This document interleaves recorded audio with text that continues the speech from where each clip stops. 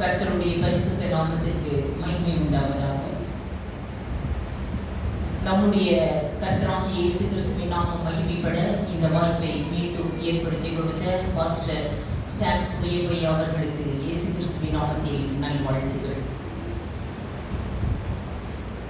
இன்றைக்கு கர்த்தர் நமக்கு கொடுக்கிற டாபிக் என்னவென்றால், ஜீவனுக்குள் நாம் நுழைய வேண்டும். நித்திய ஜீவனுக்குள், இந்த வாழ்க்கையை நித்திய ஜீவனுக்குள் நுழைவதை குறித்து வேதம் ஒரு ஓட்டப்பந்தயம் என்று சொல்லுகிறது. ரன்னிங் ரேஸ், ஜீவனை நோக்கி ஓடுகிற ஓட்டம், நித்திய ஜீவனை நோக்கி ஓடுகிற ஓட்டம், ஓட்ட பந்தயம் என்றே குறிக்கப்பட்டிருக்கிறது. ரன்னிங் ரேஸ், எபிரேயர் 12ஆம் அதிகாரம் 1ஆம் வசனத்தில் இதை ரன்னிங் ரேஸ் என்று குறிக்கப்பட்டிருக்கிறது. ஆதலால் ரன்னிங் ஓட்டப்பந்தய ரூல்ஸ்ல தான் ஓடணும். அதே ரூல்ஸ்ல ஓடினா தான் நித்திய ஜீவனுக்குள் நாம் நுழைய முடியும். ஏன்னா ஓட்டப்பந்தயத்தில் இருக்கிறவங்களுக்கு தெரியும், நான் ரன்னிங் ரேஸ்ல இருந்தோம். 6வது படிக்க வரைக்கும், எம்காம் வரைக்கும் நான் என்ன பண்ணேன், ரன்னிங்லேயே இருப்பேன். ரன்னிங் ரேஸை விடவே இல்லை. ஓட்டப்பந்தயத்தில் ஃபர்ஸ்ட் தான் வருவேன், செகண்ட் வந்ததா கூட வரலாறு இருக்காது. எனக்கு இதை பற்றி பேசணும்னா நல்லா தெரியும். ஏன்னா ஓட்டப்பந்தய ரூல்ஸ் படியுங்கள். 12ஆம் அதிகாரம் 1ஆம் வசனம்.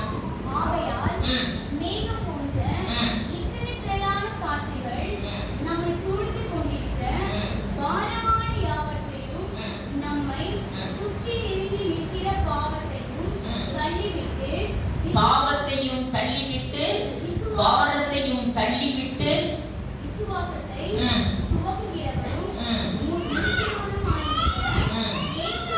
இயேசுவையை நோக்கி அண்டர்லைன் பண்ணுங்க. நமக்கு நியமித்திருக்கிற ஓட்டத்தில் ஓட கடவோம். அண்டர்லைன், நமக்கு நியமித்திருக்கிற ஓட்டத்தில் ஓட கடவோம் என்று சொல்லப்பட்டிருக்கு. இதுல 3 பாயிண்ட் சொல்லப்பட்டிருக்கிறது. ஓட்டப்பந்தய ரூல்ஸ் 3 பாயிண்ட் தான். அதே தான் அங்க குறிக்கப்பட்டிருக்கு. எதை தள்ளிடணும் ஓட்டப்பந்தயத்துல? பாவத்தையும் தள்ளிவிட வேண்டும், பாரத்தையும் தள்ளிவிட வேண்டும். 2 துடுப்பு மாதிரி, துடுப்பு அப்பதான் போட்டுக்கு போகும். இங்க பாவத்தை தள்ளிடணும், இந்த பக்கம் பாரத்தை தள்ளிடணும். அப்புறம் இயேசுவை நோக்கி, ஏன்னா ஓட்டப்பந்தயத்துல ஒரு கவுன்சிலர் இருப்பார். அவர் சொல்றபடி தான் ட்ரெஸ் பண்ணணும், அவர் சொல்றபடி தான் இங்க நிலையெல்லாம் குறிச்சு வச்சிருவார். அந்த இடத்துல தான் நிற்கணும். நம்ம கவுன்சிலர் யார்? இயேசு கிறிஸ்து. அந்த அவர் சொல்றபடி, அந்த கவுன்சிலர் சொல்றபடி அவரை நோக்கி அண்டர்லைன் பண்ணுவோம். அவரை நோக்கி நமக்கு நியமித்திருக்கிற ஓட்டத்திலே பொறுமையோட ஓடப்படும் என்று சொல்ல. ஓட்டப்பந்தயத்துல ஓடுறவங்க யாராவது திரும்பி பார்த்து ஓடுவாங்களா? இந்த ஓட்டப்பந்தயத்துல பந்தய பொருள் என்ன கிடைக்கும் என்றால் நித்திய ஜீவன் என்று 1 தீமோத்தேயு 6ஆம் அதிகாரம் 12. நித்திய ஜீவன் தான் நமது பந்தய பொருள். அதை பிடிக்கதான் அப்படி ஓட வேண்டும் என்று சொல்லப்பட்டு படிப்போம். நம்ம பந்தய பொருள் என்ன? ஜீவ கிரீடம். 1 தீமோத்தேயு 6:12. நித்திய ஜீவன். நித்திய ஜீவனை பற்றிக்கொள், அதற்காகவே நீ அழைக்கப்பட்டாய். வேற எந்த காரணத்துக்கு நீ கிறிஸ்டியன் ஆகல. உன்னோட ஜீவனை நீ போய் பற்றிக்கொள், ஓடி போய் பிடித்து. நித்திய ஜீவனை பற்றி, இதுதான் பந்தய பொருள். பாருங்கள், நித்திய 1 கொரிந்தியர் 9ஆம் அதிகாரம் 25 ஜீவ கிரீடம் தான் நமது பந்தய பொருள். அதை பற்றிக்கொள்ள ஓட வேண்டும் என்று சொல்லப்பட்டிருக்கிறது. படிங்கள் 1 கொரிந்தியர் 9:25.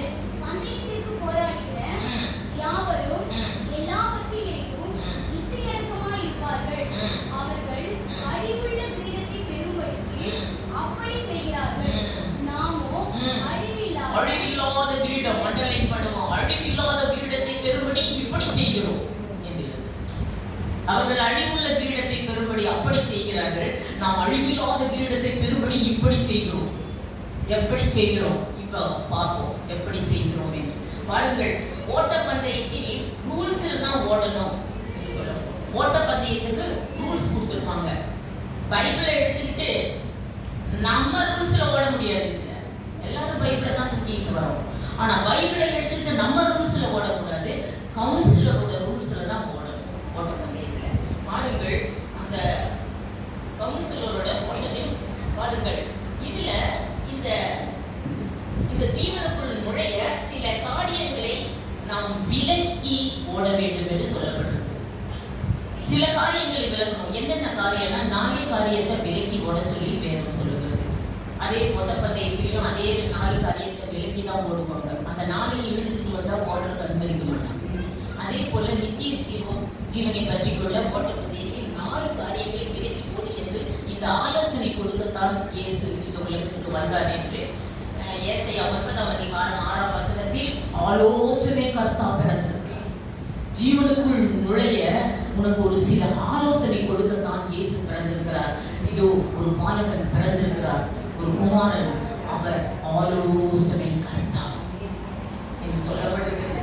இந்த ரன்னிங் ரேஸ்ல வாழ்க ஜீவன் தப்ப ஓடுகிற ஓட்டத்துல எதை இழுத்துக்கிட்டு ஓடக்கூடாது என்று சொல்லப்பட்டது. 12:1 எதை இழுத்துட்டு ஓடக்கூடாது. ஃபர்ஸ்ட் பாயிண்ட் 12:1 பாவத்தை படிங்கள்.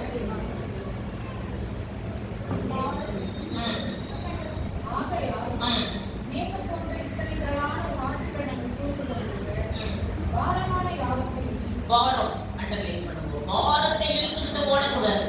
பெரிய சுங்கோசை இழுத்துக்கிட்டு ஓட்டப்பந்தயத்தில் ஓடுவாங்களே, கோட்டு போட்டுட்டு ஓட்டெல்லாம் வெயிட்டு பயங்கர லைட் வெயிட் தான் ஓடும் ஓட்டப்பந்தயத்தில். பட்டு புடவையை கட்டிட்டு ஓட முடியுமா? கரெக்டாக ஒரு சிம்ம ஸ்லாக்ஸ் பண்ணி அவ்வளோதான். லைட் வெயிட் தான் ஓடும் ஓட்டப்பந்தயத்தில். வெயிட்டெல்லாம் ஓடாது, வெயிட்லெஸ் தான் ஓடும். பாருங்கள், படிங்க. பாரம் அதையும், 2வது நெருங்கி நிற்கிற பாவத்தையும். ஆமா, தள்ளீர். இந்த 2க்கும் வெயிட் ஜாஸ்தி.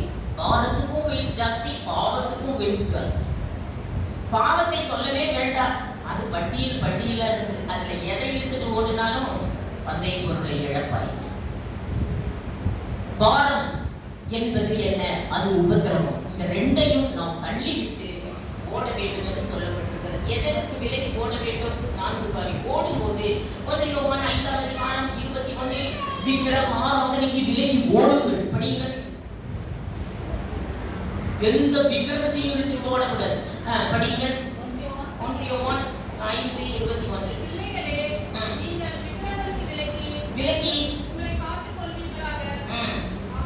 1 கொரிந்தியர் 10ஆம் அதிகாரம் 14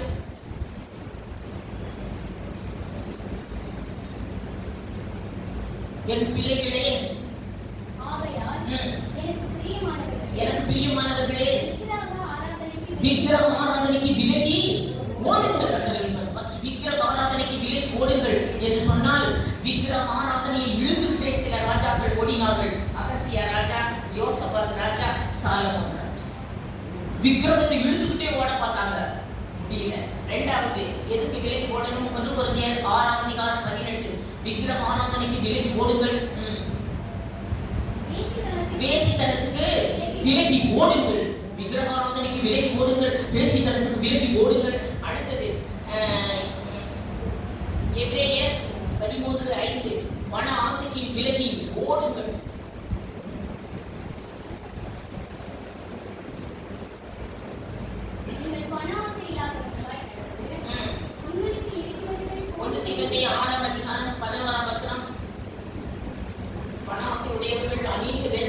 தங்களை குருவை குத்தி கொண்டிருக்கிறார்கள். நீயோ தேவனுடைய மனுஷனே, இவைகளை விட்டு ரன்னிங் ஓடு, பண ஆசையை விட்டு விலகி ஓடுங்கள். அடுத்தது 2 தீமோத்தேயு 2ஆம் அதிகாரம் 22 பாலியத்துக்குரிய இச்சைகளுக்கு விலகி ஓடுங்கள். இச்சைக்கு விலகி ஓடுங்கள். ஓடும்போது விக்கிரக ஆராதனைக்கு விலகி ஓடுங்கள், வேசித்தனத்துக்கு விலகி ஓடுங்கள், பண ஆசைக்கு விலகி ஓடுங்கள், பாலியத்துக்குரிய இச்சைகளுக்கு விலகி ஓடுங்கள். இதையெல்லாம் இழுத்துக்கிட்டு ஓடுங்க, பந்தய பொருளை இழக்க. இதுக்கெல்லாம் வெயிட் அதிகம். 4 காரியம். இதுக்கு விலகி ஓடலைன்னா இதுக்கு வெயிட், இந்த வெயிட் வச்சுட்டு இழுத்துக்கிட்டு பந்தய பொருளை பெற முடியாது. வெயிட் இதையெல்லாம் இழுத்துக்கிட்டு ஓடக்கூடாது. ஜீவகிரத்தை நீ இழப்பாய் என்று சொல்லப்பட்டிருக்கிறது. பாருங்கள், இதையெல்லாம் சிலர் இழுத்துக்கிட்டு ஓடுறாங்க வெயிட்டை. ஆண்களை பாருங்க, பிரசங்கம் பண்ண வர்றவங்களையும் பாருங்க, ஏதாவது ஒரு ஃபங்க்ஷன்ல போட்டுட்டு போறதை பாருங்க. ஆண்கள் எல்லாம் இந்த ஓட்ட பந்தயத்தில் ஓடுறவங்க பிரசங்கம் கோட்டு சூட்டு கூட்டு டை இன்டிமெண்ட் செட்டு குட்டிக்குறா பவுடர் போட்டுட்டு ஓட்டெல்லாம் போட்டுட்டு ஓடுறாங்க. பெண்களை பாருங்க, இதுக்கெல்லாம் வெயிட் அதிகம். பெண்கள் எப்படி ஓட, ஆண்கள் 1 தீமோத்தேயு 3ஆம் அதிகாரம் 2, 3, 4 ஆண்கள் எப்படி ஓட வேண்டும் படியுங்கள். 1 தீமோத்தேயுக்கு வெயிட் அதிகம். 1 தீமோத்தேயு 3, 2, 3, 4 கண்காணியாளவன் குற்றச்சாட்டப்படாதவனும் ஒரே மனைவியை உடையவனாய் இருக்க வேண்டும். ஒரு கண்காணிப்பு கூட, சர்ச்சை கண்காணிக்கிறவங்க யாரு? தண்ணி எடுத்து கொடுக்குறவங்க, பாயிண்ட் போடுறவங்க, கரண்ட் எலக்ட்ரிஷியன் வேலை செய்யுது, கண்காணிங்க. சர்ச்சை எத்தனை பேர் வராங்க, எப்படி போறாங்க. இப்போ ஒருத்தர் வாட்ச் பண்ணாரு பாத்தியா, பாரு 9 மணிக்கெல்லாம் யாருமே வரல, கண்காணி இல்லைங்களா? பயங்கர கண்காணி. எத்தனை மணிக்கு நடக்குது, எத்தனை மணிக்கு முடியும், எல்லாம் ஒரு சின்ன சின்ன வேலைகள் செய்ய. தண்ணி கொடுக்கறது கூட ஒரு கண்காணி தான். பாருங்க, இந்த கண்காணி ஒரே மனைவியை உடையவனாய் இருக்க. ஒரே மனைவியை இழுத்துட்டு தான் ஓடணும் இந்த ஓட்டப்பந்தயத்துல. ஒரே மனைவியை உடையவனாய் இருக்க வேண்டும். இரண்டாவதாக பெண்கள் எப்படி ஓட வேண்டும் பாருங்கள். 1 தீமோத்தேயு 5ஆம் அதிகாரம் 9ஆம் வசனம். 60 வயதுக்கு குறையாதவளும் ஒரே புருஷனுக்கு வாழ்க்கைப்பட்டவளாய் இருக்க வேண்டும். அவளை தான் உன் சபையில சேர்த்துக் கொள்ள வேண்டும் என்று சொல்லியிருக்கிறார்.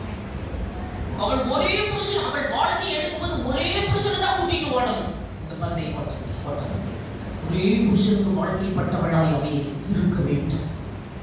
இதுதான் ஓட்டப்பந்தய. இப்படி அநேகர் என்ன செய்யறாங்க, இச்சையை இழுத்துக்கிட்டே ஓட பார்க்கறாங்க. ஆண்கள் இச்சையடக்கமாய் இருங்கள் என்று சொன்னால், பழைய ஏற்பாட்டிலே யோசுவா 6ஆம் அதிகாரம் 18ஆம் வசனத்திலே சாபத்தீடானதை முற்றிலும் சங்காரம் பண்ணுங்கள், ஒன்றையும் எடுத்துக்கொள்ளக்கூடாது, அதில் ஒன்றையும் எடுத்துக்கொள்ளக்கூடாது என்று யோசுவா கட்டளையிட்டார்.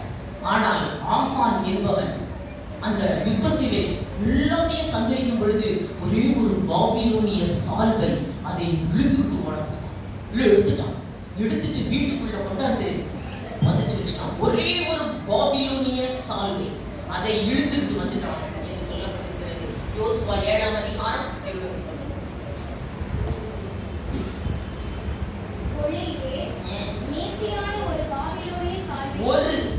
நேர்த்தியான ஒரே ஒரு பாபிலோனிய சால்வையை இழுத்துட்டு வந்துட்டார். யுத்தத்திலே எல்லாரும் சாகுறார்கள், யூதர்கள் எல்லாரும் சாகுறார்கள். என்ன காரணம்னு யோசுவா விசாரிக்க போனார். என்ன காரணம்? சாபத்தீடானதுல யாராவது எடுத்துக்கிட்டாங்களா? இந்த ஓட்டப்பந்தயத்தில் இழுத்துட்டு வந்துட்டானா? ஆமா என்று சொல்லி ஆமான் என்பவன் பேர் சீட்டு விழுந்தது. அவனை கூப்பிட்டார் யோசுவா. கூப்பிட்டார், நீ எதையாவது எடுத்துக்கிட்டு வந்தையா? எதையாவது சாபத்தீடான? ஆமாம், நான் எடுத்துக்கிட்டேன். எதை என்று சொல்கிறான்? ஒரே ஒரு பாபிலோனிய சால்வை. யோசுவா 7ஆம் அதிகாரம் 21. ஒரே ஒரு பாபிலோனிய சால்வை. என்ன சால்வை அது? நேர்த்தியான அழகான ஒரு பாபிலோனிய சால்வை. ஒரே ஒரு சால்வை தான் எடுத்துட்டு வந்தேன். படிங்கள்.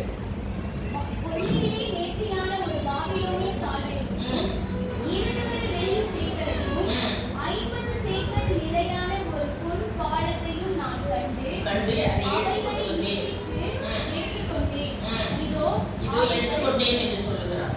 ஒரே ஒரு பாபிலோனிய சால்வை. பாபிலோனிய சால்வை என்பது பாபிலோனிய கலாச்சாரம். பாபிலோனிய கலாச்சாரத்தை இழுத்துக்கிட்டு இதுல ஓட முடியாது. எது பாபிலோனிய கலாச்சாரம்? பாருங்கள், வெளிப்படுத்தின விசேஷம் 17ஆம் அதிகாரம் 4ம் 5ம் பாபிலோனிய கலாச்சாரம். எது பாபிலோனிய கலாச்சாரத்தை அவன் இழுத்துட்டு ஓட பார்த்தான். அப்பொழுது யோசுவா கூப்பிட்டு அவன் மேல் கல்லிலேயே அடிச்சு, சபையார் எல்லாருமே கல்லிலேயே அடிச்சு கற்குவியிலேயே அவன் மீது குவித்தார்கள். இன்று வரை ஆகூர் பள்ளத்தாக்கு என்று இன்று வரை எருசலேம் தேசத்தில் இருக்கிறது. இச்சையடக்கமாய் ஓடுங்கள் என்று சொன்னால் அவன் பாபிலோனிய சால்வையை இழுத்துவிட்டு ஓட பார்த்தான். பாபிலோனிய கலாச்சாரம் என்பது நகையணிந்தல், டெக்கரேஷன் ஆகி உடலை டெக்கரேஷன் பண்ணி கொண்டு ஓடுகிறது பாபிலோனிய கலாச்சாரம். படியுங்கள், பாபிலோனிய கலாச்சாரம். வெளிப்படுத்தின விசேஷம் 17:4-5. அந்த ஸ்திரீ சிவப்பான ஆடையும் தரித்து பொன்னினாலும் ரத்தினங்களினாலும் முத்துக்கள் இவள் தான். அவள் நெற்றியில் என்ன நாமம் எழுதப்பட்டிருக்கிறது? மகாபாபிலோன், வேசிகளுக்கு தாய் என்னும் நாமம் அவள் நெற்றியிலே எழுதப்பட்டிருக்கிறது. மகாபாபிலோன் தன் உடலை அலங்கரிக்கிறது. மகாபாபிலோன் உடலை அலங்கரித்துக் கொண்டு இந்த ஓட்டப்பந்தயத்தில் பெண்கள் ஓடக்கூடாது என்று சொல்லப்பட்டிருக்கிறது. பாருங்கள், பெண்கள் எப்படி ஓட வேண்டும் பாருங்கள். அலங்கரியாமல் ஓட சொன்னார். 1 கொரிந்தியர் 7ஆம் அதிகாரம் 2ஆம் வசனத்தில் இச்சை அடக்கமாய் பெண்கள் ஓட வேண்டும் இந்த ஓட்டப்பந்தயம். படியுங்கள். 1 கொரிந்தியர் 7. ஆகிலும் வேசித்தனம் இல்லாதபடிக்கு அவனவன் தன் சொந்த மனைவியையும் அவளவள் தன் சொந்த புருஷனையும் உடையவர்களாய் இருக்க வேண்டும். புருஷன் 2 தீமோத்தேயு 2:22.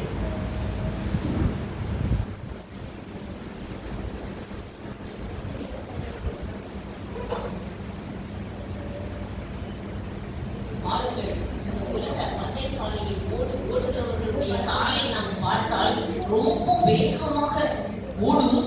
ஆனால் இந்த உலக பொருள் லைட்டா தான் டச் பண்ணிட்டு ஓடும். காலை பார்த்தீங்கன்னா பார்க்கவே முடியாது. டிவியில மின்னல் வேகத்துல ஓடும். ஆனா பூமியில தான் ஓடுறாங்க. ஆனா ரொம்ப லைட்டா அப்படி டச் பண்ணிட்டு தான் ஓடுவாங்க. ஓட்டப்பந்தயம் பணத்துல பொருள்ல எல்லாத்தையும் லைட்டா தான் உங்க கால் டச் ஆகி ஓடிட்டு இருக்கும். மின்னல் வேகத்துல பறக்கணும் சரி, அவ்வளவுதான்.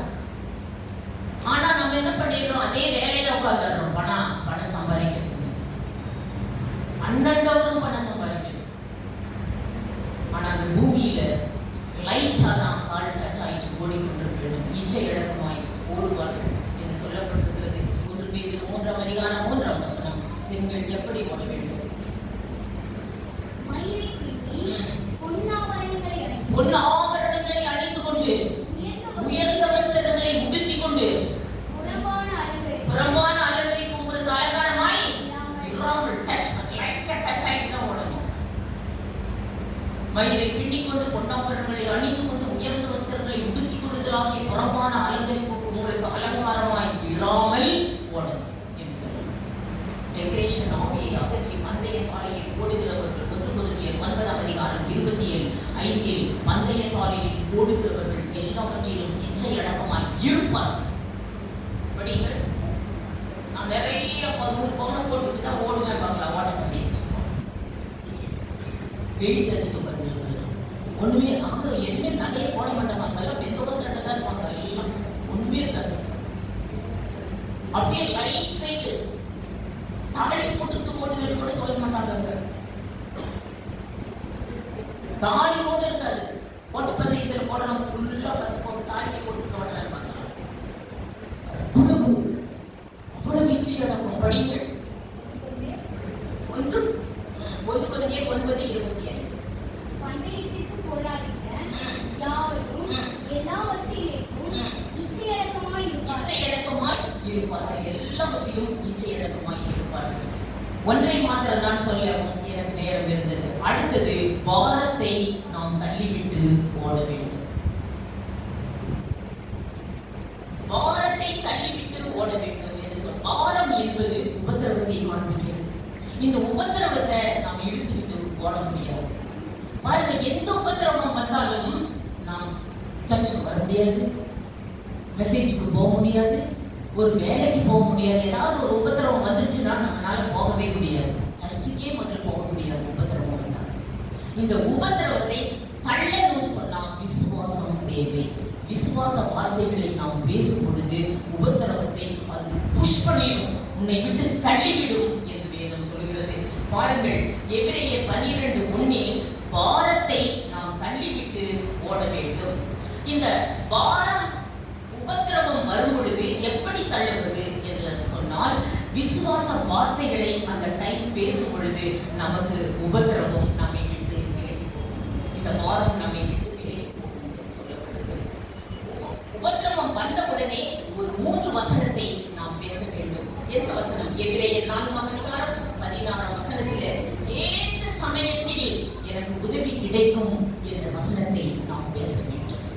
என் டைம் ஆஃப் நீட், எப்போ உனக்கு உதவி வேண்டுமோ அந்த டைம்ல நான் உதவி செய்வேன் என்று நீ சொன்னீர் அல்லவா? அப்ப எப்ப எனக்கு உதவி வேணும் நீங்க சொன்னாங்க. அந்த வசனத்தை நாம் பேசும்போது உபத்திரவத்தை அது புஷ் பண்ணி தள்ளிவிடும். படியுங்கள் அந்த வார்த்தை என்ன? எபிரேயர் 4:14. ஆதலால் நாம் இரக்கத்தை பெறவும் ஏற்ற சமயத்தில் சகாயம் கிடைக்கும். போதும், ஏற்ற சமயத்தில் எனக்கு சகாயம் செய்வேன் என்று நீ வாக்கு கொடுத்தீர் அல்லவா? இப்பொழுது எனக்கு தாரும் என்று நாம் விசுவாச வார்த்தையை பேச வேண்டும். இரண்டாவது வார்த்தை சங்கீதம் 54:4 பேச வேண்டும். என்னவென்று, நான் உனக்கு சகாயம் பண்ணுவேன், நான் உனக்கு சகாயம் பண்ணுவேன் என்று சொன்னீங்கல்ல, இப்ப எனக்கு சகாயம் பண்ணுங்க என்ற விசுவாச வார்த்தையை பேச வேண்டும். படிங்கள் சங்கீதம் 54:4. இதோ கர்த்தர் எனக்கு சகாயர், நான் பயப்படேன். இந்த வார்த்தையை பேசுவோம். எப்பேற்பட்ட ஐசி வார்டுல படுத்துட்டு இருந்தாலும் சரி, நானும் இப்படியே தான் இருந்தேன். நானும் தான் இந்த ஐசி வார்டுக்குள்ள கொண்டு போனாங்க. நான் என்ன பண்ணேன்? இதே தான் பேசினேன். கர்த்தர் எனக்கு சகாயர், நான் பயப்படேன். என்னை பிடிச்சி வெளியே தள்ளிட்டாங்க. ஐசி வார்டு வெளியே எப்படி மீன் எப்படி ஓனாமை கட்டிடுச்சோ அது போல ஐசி வார்டு என்னை வெளியே தள்ளிடுச்சு. நீங்கள் எந்த உத்தரவு வந்தாலும் சரி இந்த வார்த்தையை பேசுங்க. எங்க வீட்டுல சிறு வயது முதற்கொண்டு நாங்கள் எங்க சர்ச்சில் இருக்கிற பாஸ்டர் என்ன பண்ணார், ஒரு வசனம் கொடுத்தார். அதை எங்க வீட்டுல மாட்டியிருந்தோம். ஏறக்குறைய 20-30 வருஷம் அந்த வார்த்தையவே மாட்டியிருந்தாங்க பாஸ்டர். என்ன? இதே வார்த்தை தான், கர்த்தர் எனக்கு சகாயர், நான் பயப்படேன். இந்த ஒரு வார்த்தை தான் எங்க வீட்டிலேயே மாட்டி இருந்துச்சு. அதை பார்த்து பார்த்து பார்த்து உபத்திரவத்தின் காலத்தில் இந்த வார்த்தையை பேசுங்கள். மூன்றாவது விசுவாச வார்த்தையை பேசுங்கள். கர்த்தர் எனக்கு சகாயர், நான் பயப்படேன் என்ற வார்த்தை. பாட்டு பாட வேண்டிய நான் இடத்துல ஐசி வார்டுக்குள்ள பாடுனேன். உடனே நான் வெளியே ஓடி வந்துட்டேன். பாருங்க, உபத்திரவத்துல பாட்டு பாடணும். என்ன பாட்டு? 3 வசனம். கர்த்தர் எனக்கு சகாயர், நான் பயப்படேன். ஏற்ற சமயத்தில் எனக்கு சகாயம் கிடைக்கும், நான் உனக்கு சகாயம் பண்ணுவேன் என்ற 3 வார்த்தையை பேசிட்டு பாட்டு பாடுங்க. என்ன பாட்டு பாடலாம்? உபத்திரவத்துல பாட்டு பாடணும். இயேசு ராஜா முன்னே செல்கிறார், ஓசன்னா கீதம் பாடுவோம். இயேசு ராஜா முன்னே செல்கிறார், ஓசன்னா கீதம் பாடுவோம்.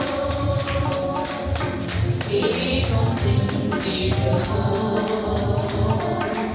ஓசன்னா ஜெயமே, ஓசன்னா ஜெயமே, ஓசன்னா ஜெயம் நமக்கே, ஓசன்னா ஜெயம் நமக்கே. நமக்கு தான் ஜெயம், எனக்கு தான் ஜெயம். பாடும்போது வெளியே தள்ளிடுவோம் உபத்திரவமுடைய பாரத்தை. அது புஷ் பண்ணி தள்ளிவிடு. நீ எந்த உபத்திரவத்தில் இருந்தாலும் பாருங்கள், பவுலும் சீலாவும் கையில காலை கட்டி சிறைக்குள்ள போட்டாங்க. நடுராத்திரியிலே பவுலும் சீலாவும் பாடினார்கள். இவர்கள் பாடுவதை தூரத்தில் இருக்கிற அந்த கைதிகள் கேட்டுக்கொண்டிருக்கிறார்கள். நடுராத்திரியில ஜெபம் பண்ணி பாடினாங்களாம். உடனே என்ன நடந்தது? Suddenly there was a great earthquake. The foundation shaken ஆயிடுச்சு. திடீரென்று ஒரு பெரிய பூமி அதிர்ச்சி ஏற்பட்டு all the doors were open and everyone chains were loose. எல்லா கதவுகளும் திறந்து எல்லாம் வெளியே பறந்து ஓடிட்டாங்க. பவுல் சீலா வெளியே நிற்கிறது. இருப்பு கதவண்டை பாடுனது தான் காரணமே. அதுதான் இந்த பாட்டை. எந்த உபத்திரவத்தில் நீங்க இப்போ மாட்டிட்டு இருந்தாலும் எனக்கு தெரியாது. பாடுங்க அந்த இடத்துலயே உட்காந்து. அந்த உபத்திரவம் உன்னை புஷ் பண்ணி தள்ளி இந்த பாரத்தை இழுத்துக்கிட்டு நீ என்ன செய்ய முடியாது? ஓட்டப்பந்தயத்தில் ஓட முடியாது.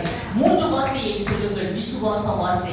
அந்த கட்டத்துல தான் பேசணும், அந்த இடத்துல தான் பாட வேண்டும் என்று விசுவாச வார்த்தைகளை பேசின ஒரு 6 பேரை மாத்திரம் நான் குறிப்பிடுகிறேன். முதலாவது மோர்தேகாய் காலத்திலே பாருங்கள், எஸ்தர் 5ஆம் அதிகாரம் 14 மோர்தேகாயை பார்த்து ஆமான் சொல்லுகிறான், உனக்கு தூக்கு மரம் ரெடி என்று சொல்லுவார்.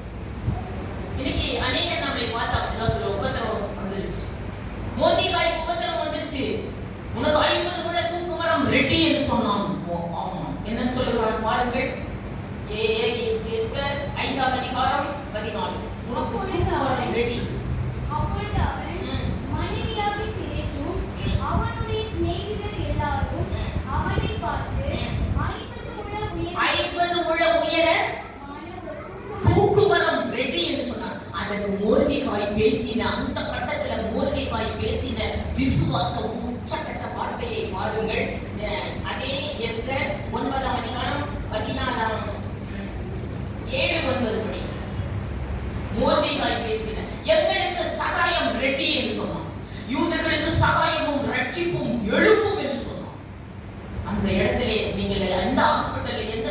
இருந்தாலும் இப்போ எனக்கு சகாயம் ரெட்டின்னு சொல்லுங்க, வெளியே போயிட்டு. நான் அப்படி பேசி பேசி தான் வெளியே வந்தேன். எத்தனை முறை தெரியுமா? பாருங்கள், அவன் சொல்லுறான் உனக்கு தூக்கு மரம் ரெட்டி, இவன் சொல்லுகிறான் எனக்கு சகாயம் ரெட்டி. படிங்கள். அப்பொழுது ராஜ சமூகத்தில் இருக்கிற பிரதானிகளில் அற்போனா என்னும் ஒருவன், இதோ ராஜாவின் நன்மைக்காக பேசின. சரி, அதற்கு சகாயம் ரெட்டி 4:14. நீ இந்த காலத்தில் மௌனமாய் இருந்தால் யூதருக்கு சகாயமும் ரட்சிப்பும் வேறொரு இடத்திலிருந்து எழும்பும். எழுப்பிய தேவை எனக்கு சகாயம். நீ தூக்கு மரம் ரெடி பண்ணி எனக்கு சகாயம் ரெடி ஆயிடுச்சுன்னா அதே போல நடந்து சகாயம் ரெடி ஆயிடுச்சு. இவர்களுக்கெல்லாம் ஆயுத சப்பளம் வழங்கப்பட்டது. பாருங்கள், அதுதான் விசுவாச உச்சகட்டம் என்று சொல்லப்பட்டிருக்கிறது. உடனே மொர்தெகாய்க்கு தயாரிக்கப்பட்ட தூக்கு மேடையிலே ஆமானையும் அவன் மனைவியையும் அவன் 10 குமாரரையும் அவன் சந்ததியுமே ஆகாகிய வம்சத்தையே தூக்கிலிட்டார்கள். 76,000 பேரை தூக்கிலிட்டார். நீ மொர்தெகாயை தூக்கிலிடலாம் என்று சொன்னாய், ஒருவனைத்தான் தூக்கிலிடுவேன்னு சொன்னா நீ மட்டும்தான் செத்துருப்ப. நீ யூத குலத்தையே நான் தூக்கிலிடுவேன்னு சொன்ன, யூத குலத்தையே நான் அடிப்பேன், உன் குலத்தையே அடிக்கிறேன்னு சொல்லிட்டான். பாருங்கள், ஆகாகிய வம்சம் 76,000 பேர். 9ஆம் அதிகாரம் 16ஆம் வசனம். எத்தனை பேரை தூக்கிலிட்டார்கள்? ஆகான் வம்சம் ஒருத்த கூட இல்லை. படிங்கள், அந்த எத்தனை பேரை தூக்கிலிட்டான் அகாஸ்வேரு ராஜா? 76,000 பேரை தூக்கிலிட்டான். வம்சத்தையே யூதருக்கு சகாயமும் ரட்சிப்பும் ரெட்டியமும். எந்த உபத்திரவத்தில் மாட்டினாலும் நமக்கு சகாயம் ரெடி என்கின்ற உச்சக்கட்ட விசுவாச வார்த்தைகளை நீங்கள் பேசும் பொழுது அந்த உபத்திரவம் தள்ளிவிடும். இரண்டாவது, தாவீதுக்கு வந்த உபத்திரவத்தில் தாவீது பேசின வார்த்தையை பார்ப்போம். பாருங்கள், கோலியாத் வந்து விட்டான். 1 சாமுவேல் 17ஆம் அதிகாரம் 42 வந்து விட்டான். கோலியாத் வந்து என்னன்னு சொல்லுகிறான்? தாவீது சின்ன பையன், சிவந்த மேனி, 12 வயது வருகிறான், தடி எடுத்துக்கிட்டு. சின்ன பையன் வரான். அந்த சின்ன பையனை பார்த்து இந்த கோலியாத் என்னன்னு சொல்லுகிறான் பாருங்கள். 17ஆம் அதிகாரம் 42. தாவீதுக்கு போராட்டம் வந்து விட்டது. அவன் சொல்லுகிறான், உன் சிவந்த மேனியை கிழித்து ஆகாயத்து பறவைக்கும் பூமியின் மிருகத்துக்கும் இரையாக்குமே என்று சொல்லுகிறான். படியுங்கள். சுற்றி பார்த்து தாவீதை கண்டு அவன் ஏஞ்சலும் சௌந்தரியமான ரூபமான சிவந்த மேனியுள்ளவனுமாய் இருந்தபடியால் அவனை அசட்டை பண்ணினான். பெலிஸ்தன் தன் தாவீதை பார்த்து, நீ தடிகளோடே என்னிடத்தில் வர நான் நாயா என்று சொல்லி அவன் தன் தேவர்களை கொண்டு தாவீதை சபித்தான். பின்னும் அந்த பெலிஸ்தன் தாவீதை பார்த்து, என்னிடத்தில் வா, நான் உன் மாம்சத்தை கிழித்து ஆகாயத்து பறவைக்கும் காட்டு மிருகத்துக்கும் இரையாக்குவேன் என்று சொல்லுகிறான். உன் சிவந்த மேனியை கிழிக்கிற வா என்று சொல்லுகிறான். அதற்கு தாவீது பேசின விசுவாச கட்டத்தை பாருங்கள், விசுவாச வார்த்தையை பாருங்கள். அதற்கு தாவீது, நான் உன் மேனியை கிழித்து உன் கழுத்தை நான் அறுத்து உன்னுடைய பாளையத்தில் இருக்கிற அத்தனை பேரையும் கொன்று ஆகாயத்து பறவைக்கும் பூமியின் மிருகத்துக்கும் இரையாக்குவேன் என்று விசுவாச வார்த்தையை பேசுகிறான். உடனே என்ன நடந்தது தெரியுமா? தாவீது கோலியாத்தின் மேல் ஏறி நின்றான். விசுவாச வார்த்தையை நீ பேசிட்டா போதும், வேற ஒண்ணும் இல்லை. அதுதான் பாரத்தை, அந்த உபத்திரவத்தை புஷ் பண்ணி தள்ளிவிடும் இந்த விசுவாச வார்த்தை. உடனே கோலியாத்தின் மேல் ஏறி நின்று அவன் கத்தியை எடுத்து அவன் தலையை கருத்து கையில் ரத்தம் சொட்ட சொட்ட சவுல் ராஜாவிடம் கொண்டு போகும் பொழுது பெலிஸ்தீனுடைய தலை இவன் கையில் இருந்தது. அப்பொழுது சவுல் ராஜா பயந்து போய் தன் படை தளபதியாகிய அப்னேரை பார்த்து, அப்னேரே அப்னேரே, இந்த வாலிபன் யாருடைய மகன், இப்படி அறுத்து கொண்டு வருகிறானே என்று சொன்னார். சவுல் ராஜாவிடம் போகும்போது பெலிஸ்தீனுடைய தலை இவன் கையில் இருந்தது. அப்பொழுது அவன் பாட்டு பாடிட்டு தான் போயிருப்பான்னு நினைக்கிறேன். என்ன பாட்டு? எப்பேற்பட்ட உபத்திரவத்திலும் இந்த பாட்டை பாடியிருப்பான். அவனுக்கு யுத்தம் வந்து விட்டது. உடனே அந்த இடத்துல ஒரு ஜபம் செய்து விட்டு தான் அவன் போயிருப்பான். சும்மா எடுத்த உடனே கல் எடுத்து அடிச்சிருக்க மாட்டான். உடனே அந்த ஜபம், அந்த பாட்டு என்னன்னு பாடியிருப்பான்? யுத்தத்தில் வல்லவர் மீட்பர் ஜெயிக்கிறார்,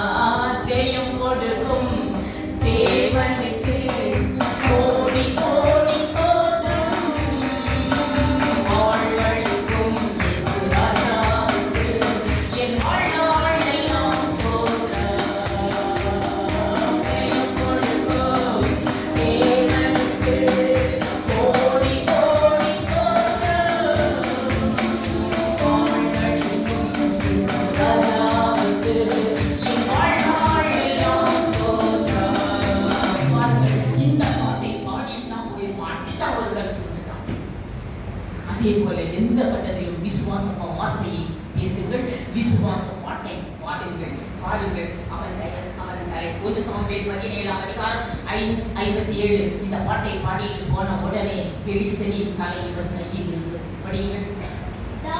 தாவீது பெலிஸ்தனை கொன்று திரும்புகையில் அப்னேர் அவனை சவுலுக்கு முன்பாக அழைத்துக் கொண்டு போய்விட்டான். பெலிஸ்தனுடைய தலை, பெலிஸ்தன் அண்டர்லைன் பண்ணுங்க, பெலிஸ்தனின் தலை அவன் கையில் இவன் கையில் இருந்தது. யார் தலை? யாருடைய தலை யார் கையில் இருக்கும்? சாத்தானின் தலை உன் கையில் இருக்கும். நீ பாடிட்டீன்னா போதும். சாத்தான் தலை உன் கையில் இருக்கும். நீ அவனை பார்த்து பயப்பட வேண்டாம். எதை பார்த்து இப்ப கூட எனக்கு தான் சொன்னாங்க. இப்ப நான் மருமக சொன்னாங்க, நான் ஜீசஸ் கால்ஸ்ல பிரேயர் டவர்ல இருக்கும்போது இப்ப சொன்னாங்க, எனக்கு உனக்கும் சூனியம் வச்சிருக்கு சிஸ்டர், உங்க குடும்பத்தில் இருக்கிறவங்க வச்சிருக்கிறாங்க சிஸ்டர். நான் பாடின அங்கேயும் ஜீசஸ் கால்ஸ்லயும் பாடுவேன். யுத்தத்தில் வல்லவர் மீட்பர் ஜெயிக்கிறார், ஜெயம் கொடுக்கும் தேவனுக்கு கோடி கோடி ஸ்தோத்திரம். வாழ்வழிக்கும் ராஜாவுக்கு வாழ்நாளெல்லாம் ஸ்தோத்திரம். வல்லவர் மீட்பர் என்று சொல்லப்பட்டிருக்கிறது. அடுத்தது பாருங்கள், சாத்ராக் மேஷாக் ஆபேத்நேகோவுக்கு உபத்திரவம் வந்துவிட்டது. எரிகிற அக்கினி சூளைக்குள் போடப்படுகிறார்கள். அப்பொழுது அவர்கள் பேசின விசுவாச வார்த்தையை பாருங்கள். அவனை பார்த்து ராஜா சொல்லுகிறார், 7 மடங்கு சூடாக்கு. 1 மடங்கு இல்ல, 7 மடங்கு சூடாக்கி அதுல சாத்ராக் மேஷாக் ஆபேத்நேகோவை போடுங்கள் என்று சொல்லும் பொழுது, இந்த சாத்ராக் மேஷாக் ஆபேத்நேகோ பேசின விசுவாச வார்த்தையை பாருங்கள். அந்த 7 மடங்குக்கு முன்னதாக தானியேல் 13ஆம் அதிகாரம் 15ஆம் வசனம், அவர்களுக்கு உபத்திரவம் வந்துவிட்டது. படியுங்கள். இப்பொழுதும் எக்காளம், நாகசுரம், கின்னரம், வீணை, சுரமண்டலம், தம்புரு முதலான சகலவித கீத வாத்தியங்களின் சத்தத்தையும் நீங்கள் கேட்கும்போது தாழ தாழ விழுந்து வணங்குங்கள் சிலையை. ஆயுதமாக இருந்தால் நல்லது, இல்லை என்றால் அந்நேரமே நீங்கள் எரிகிற அக்கினி சூளையில் போடப்படுவீர்கள் என்று ராஜா நேரடியாகவே பேசுகிறார். உடனே இவர்கள் நேரடியாகவே ராஜா கிட்ட பேசின வார்த்தையை பாருங்கள். தானியேல் 3ஆம் அதிகாரம் 17ஆம் வசனம். இதுதான் விசுவாச வார்த்தை. நிரூபி சொல்லுகிறேன், நாங்கள் ஆராதிக்கிற தேவன் எங்களை தப்புவிக்க வல்லவர். அதோட ஃபுல் ஸ்டாப் வைங்க. நாங்கள் ஆராதிக்கிற தேவன் எங்களை தப்புவிக்க வல்லவர். இதே வார்த்தையை தான் நீங்க பேசணும். எவ்வளவு கடன் இருந்தாலும் சரி, இப்ப யாருக்கு எந்த உபத்திரவத்துல யாரார் மாட்டிட்டு இருந்தாலும் சரி, இதே விசுவாச வார்த்தையை பேச வேண்டும். நான் ஆராதிக்கிற தேவன் என்னை தப்புவிக்க வல்லவர். அதோட ஸ்டாப் பண்ணுங்க. அதுதான் விசுவாச வார்த்தை. அந்த விசுவாசம் உச்சகட்ட வார்த்தை. 7 மடங்கு சூடாக்கிட்ட நீ 7 மடங்கு சூடாக்கினாலும் சரி, நாங்கள் ஆராதிக்கிற தேவன் இந்த அக்னி சூளைக்கும் உனக்கும் எங்களை தப்புவிப்போம். உடனே என்ன நடந்தது? என்ன, அவரை தூக்கி போட்ட உடனே, ஒரு உபத்திரவத்துக்குள்ள தள்ளி விட்ட உடனே ஒரு முடி கூட கருகல. ராஜா முகர்ந்து பார்த்து சொல்லுகிறார், ஒரு முடி கூட கருகவில்லை, அக்னியின் மனம் கூட அவர்களிடத்தில் வீசவில்லை. விசுவாச வார்த்தை. நெருப்பே பாதுகாப்பாக நின்றது. நெருப்பே பாதுகாப்பாக நின்றது என்று சொல்லப்பட்டது. பாருங்கள், தானியேல் அப்போ இந்த பாட்டை தான் பாடியிருப்பாங்க அக்னி சூளையில. நமது கற்பனைகள் என்ன? 7 மடங்கு எரி நெருப்பில் எழைத்தம் தாசருடன் நடந்தார். 7 மடங்கு எரி நெருப்பில் எழைத்தம் தாசருடன் நடந்தார்.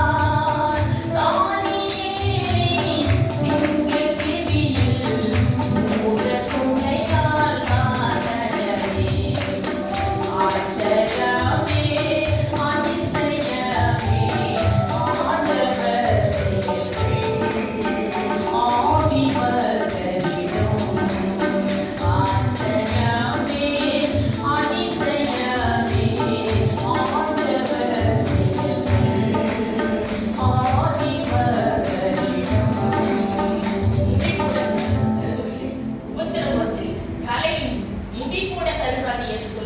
தானியேல் 3ஆம் அதிகாரம் 27 அது குறிக்கப்பட்டிருக்கிறது. பாருங்கள், உன் பிதாவின் சித்தம் இல்லாமல் ஒரு முடிவோடு உனக்கு தருவேன். எவ்வளவு பாதுகாப்பு விசுவாச வார்த்தைகளை அவர்கள் பேசினார்கள் என்று சொல்லப்படுகிறது. அடுத்ததாக விசுவாச வார்த்தைகளை பேசின 2 பேரை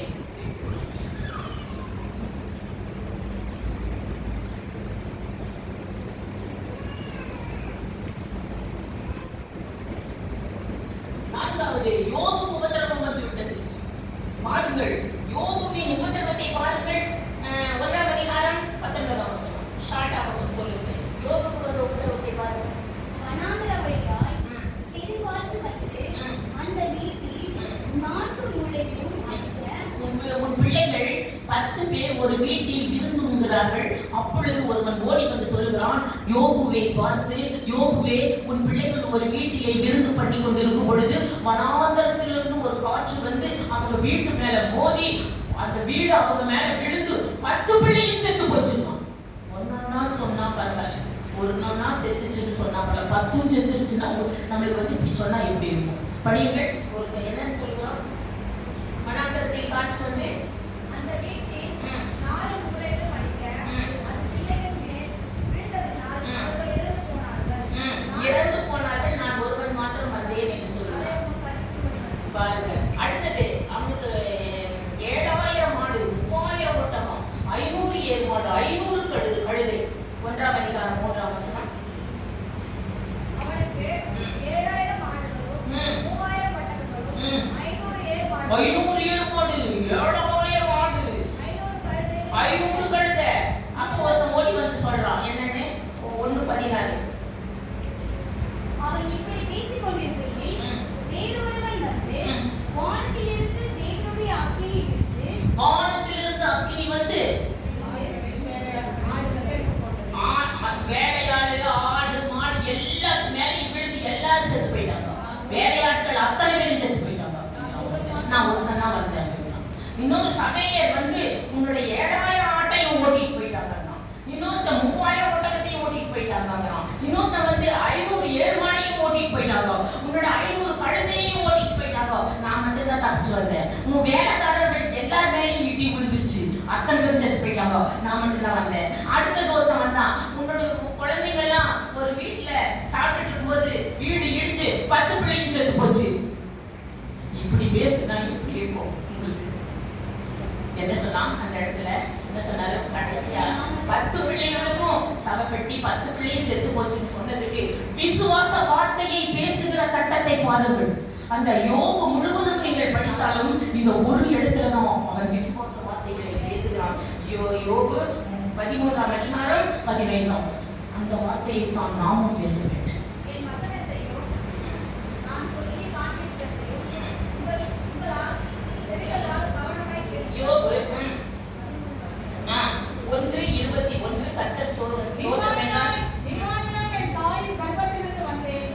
நிர்வாணியாய் அவளுக்கு 1:22 1:22 கர்த்தர் கொடுத்தார், கர்த்தர் எடுத்தார், கர்த்தருடைய நாமத்துக்கே 13ஆம் அதிகாரம் 15ஆம் வசனம். அவர் என்னை கொன்று போட்டாலும் அவர் என்னையும் கொண்டு போடட்டும். 10 பிள்ளையும் கொண்டாரு, என்னையும் கொள்ளட்டும். அவரில் நம்பிக்கை. அவர் என்னையும் கொண்டு போட்டாலும் அவர் மேல் நம்பிக்கையா இருப்பேன். அவ்வளவுதான். இதுதான் விசுவாச வார்த்தை உச்சகட்டம். உன்னோட 7000 ஒட்டகத்தையும் கொண்டுட்டாரு, 3000 ஒட்டகத்தையும், 500 ஏர் மாடு, 500 10 பிள்ளையையும் கொண்டுட்டாரு. இவன் என்ன சொல்றான்? என்னையும் கொள்ளட்டும். இவ்வளவு பெரிய வார்த்தை. என்னையும் கொண்டாலும் அவரில் நான் நம்பிக்கையாய் இருப்பேன், நான் எழுப்பேன், என் கண்களே அவரை பார்க்கும் என்று சொல்லி பயங்கரமான விஷயம். என்னையும் கொன்றாலும் சரி, அவரில் நான் நம்பிக்கையை மட்டும் இழக்க மாட்டேன் சொன்ன உடனே எல்லாமே டபுள். உபத்திரவம் தள்ளிவிட்டது யோபு. எல்லாமே டபுள். 10 பிள்ளையா 20 பிள்ளை. எத்தனை? 7000 மாடா 14000 ஆடு, 3000 ஒட்டகமா 6000 ஒட்டகம், 500 ஏர் மாடா 1000, 500 கழுதையா 1000 கழுதை. எல்லாம் டபுளாய் கிடைத்தது என்று சொல்லப்படுகிறது. அந்த ஒரு வார்த்தையில அவர் என்னையும் கொன்று போட்டாலும் அவரில் நான் நம்பிக்கையாக என்று பேசினார். அதுக்கு ஆண்டவர் என்ன சொல்லுகிறார் பாருங்கள். யோபு 42:7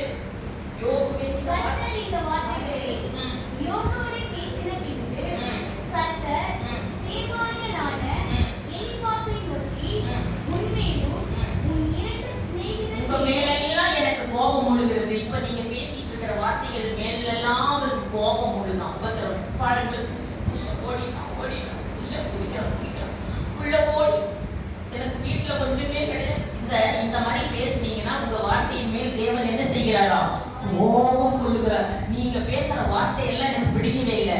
அடுத்தது, என் தாசனாகிய யோபு பேசினது போல இந்த உலகத்தில் யாருமே பேசவில்லை என்று சொல்லுகிறார். என் தாசனாகிய அண்டர்லைன் பண்ணுங்க. என் தாசனாகிய யோபு பேசினது போல இந்த உலகத்தில் யாருமே பேசவில்லை.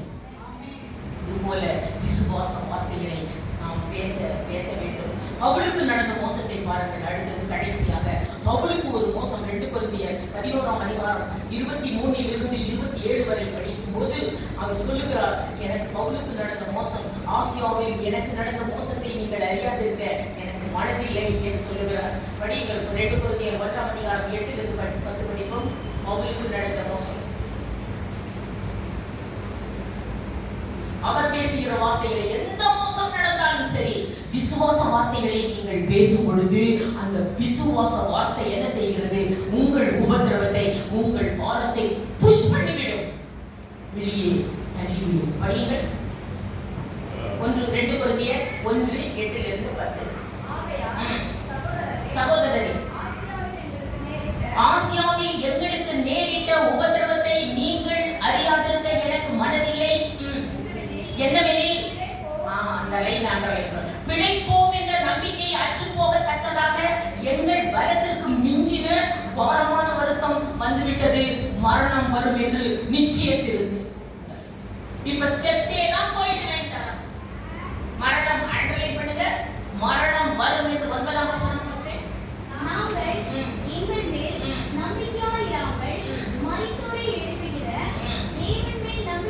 இருக்கத்தக்கதாக 10ஆம் வசனம், மரணம் வரும் என்று நிச்சயத்திருக்கு. அவ்வளவுதான். இப்ப செத்தே போயிட்டேன், இனி நான் இதுல பிழைக்கவே மாட்டேன். இதோட நம்ம எத்தனை தடவை சொல்லியிருக்கோம், இதோட இந்த புத்தகத்துல நம்ம என்ன ஆயிடுவோம், அவ்வளவுதான், க்ளோஸ். நான் செத்தே போயிட்டு அவ்வளோ அப்படி பேசுறாரு. ஆசியாவில் எனக்கு நடந்த மோசத்தை சொன்னா முடியாதுங்கிறார். அவ்வளவு பயங்கரம், செத்து போயிருந்தேன் இப்போ என்று சொன்னார். ஆனாலும் அவர் பேசுற அந்த கட்டத்தில் அந்த வார்த்தையை சொல்லிட்டு அடுத்தது சொல்லுகிறது பயங்கரமாக இருக்கிறது. 1 கொரிந்தியர் 1ஆம் அதிகாரம் 10ஆம் வசனம்.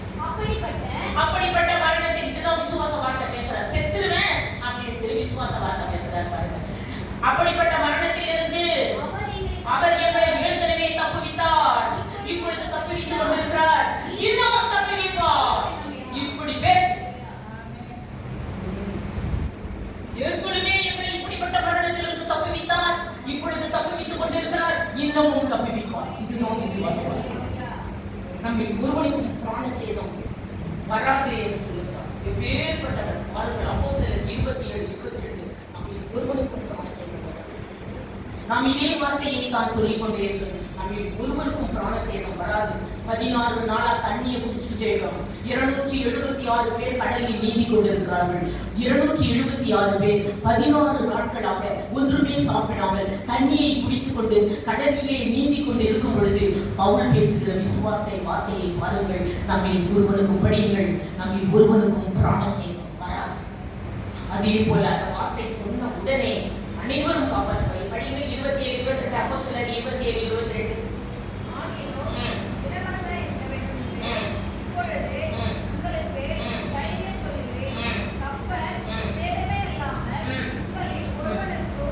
நம்மில் ஒருவனுக்கும் பிராண சேதம் வராது. உடனே என்னாயிற்று? உடனே எல்லாரும் கரை, அந்த வார்த்தை சொன்ன உடனே அனைவரும் கரை ஏறுகிறார்கள். அந்த தீவின் பேர் all. Now when they had escaped the island, it was called Malta என்று சொல்லப்படுகிறது. 28ஆம் அதிகாரம் 1ஆம் வசனம். அவர்கள் அனைவரும் 276 பேரும் தப்பி கரை ஏறுகிறார்கள். அந்த தீவின் பேர் மெலிட்டா. இந்த வார்த்தையை நீயும் சொல்லும் பொழுது உனக்கும் ஒரு மெலிட்டா தீவு பேர் தென்படும், நீயும் கரையேறுவாய், நீயும் கரையேறுவாய் என்று சொல்லப்படுகிறது. மறுபடியும் அதே தான் பாடியிருப்பார். நீ நீதியின் கரத்தினால் தாங்கி நடத்துவார்.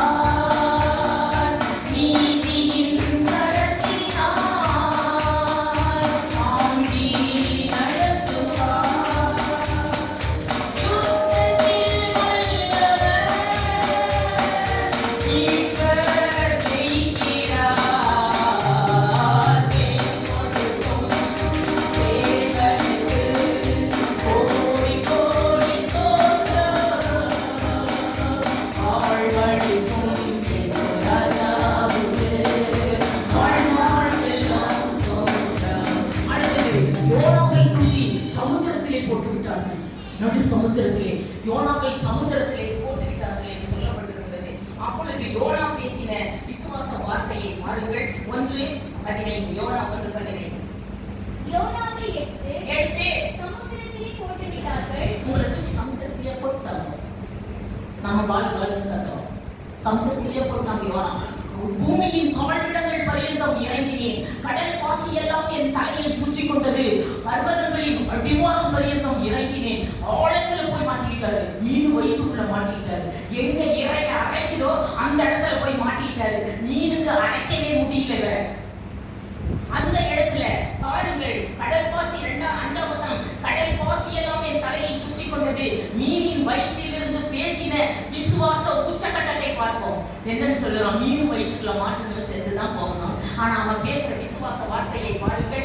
2ஆம் அதிகாரம் 9ஆம் வசனம். இதுதான் விசுவாச வார்த்தை. இந்த வார்த்தை பேசின உடனே யோனாவை கர்த்தர் மீனுக்கு கட்டளையிட்டார். யோனாவை கக்கிவிட்டது.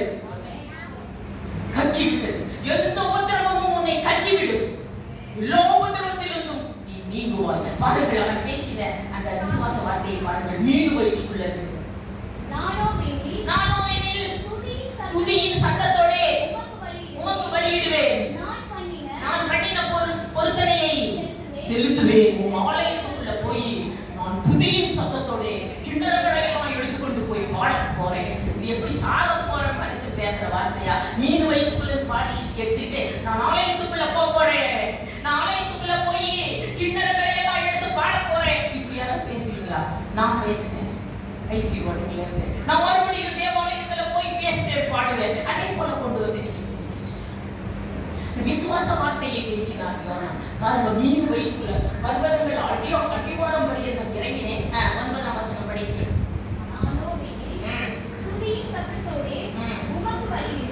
உமக்கு பலியிடுவேன். எப்படி மீன் வயிற்றுக்குள்ள இருக்கிறவர் துதியின் சத்தத்தோட பலியிடுவாராம்? விசுவாச வார்த்தை. நான் துதியின் சத்தத்தோட உமக்கு பலியிடுவேன். நான் பண்ணின பொருத்தனையை செலுத்துவேன். இதுதான் விசுவாசம். உடனே கர்த்தர் என்ன செய்தார்? 2ஆம் அதிகாரம் 10ஆம் வசனம். கர்த்தர் மீனுக்கு கட்டளையிட்டார். அந்த யோனாவை கரையிலே கக்கிவிட்டது.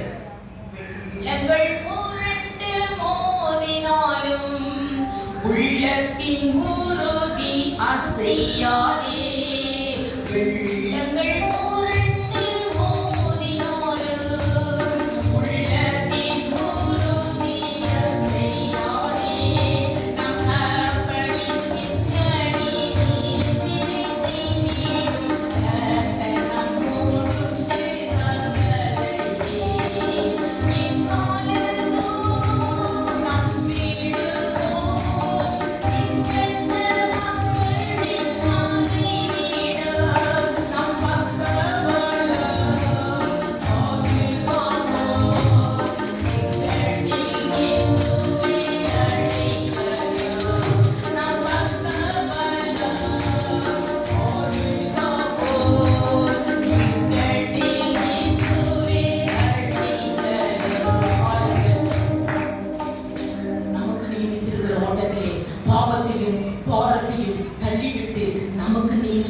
சித்தடி பொறுமையோடு ஓடப்படும். விசுவாச வார்த்தைகளை பேசிக்கொண்டே நாம் ஓட கடவும். கர்த்தர் இந்த வசனத்தை ஆசீர்வதிப்பார்.